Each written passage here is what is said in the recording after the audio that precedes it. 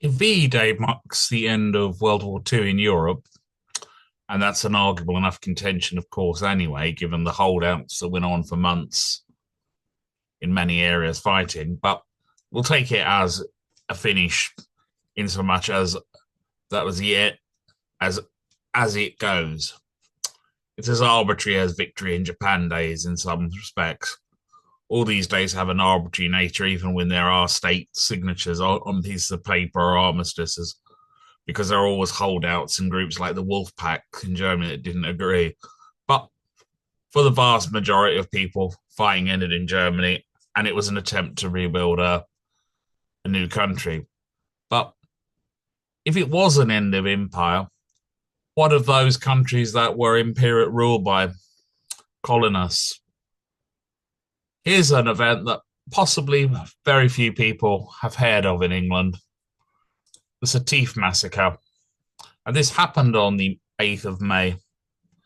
The Sétif massacre was a series of massacres by French colonial authorities and Pied Noir, European settlers, on Algerian civilians in May and June 1945 around the towns of Sétif and Guelma in French Algeria.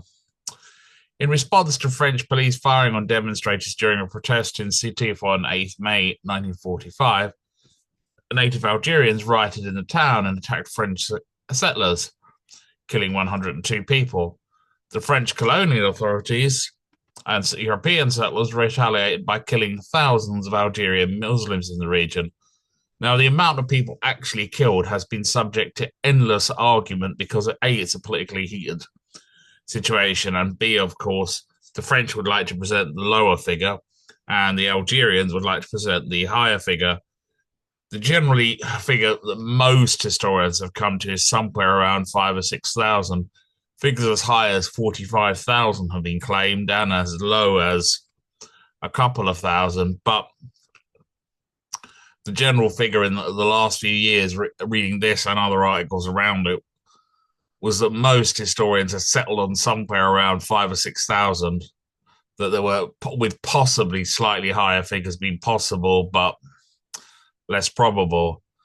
It's an episode I doubt most people in England have ever heard of, and yet it led on to the Algerian Wars, played into that, and led on to events like this in 1961, the Paris massacre of 1961, which was a mass killing of Algerians who were living in Paris by the French National Police.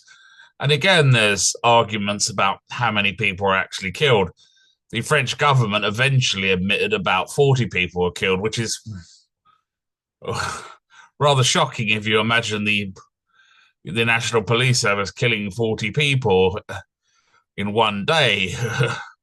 Imagine that happening in Britain when there was Bloody Sunday in Northern Ireland. It was causing enough outrage, but imagine the equivalent of nearly 3 Bloody Sundays in one day.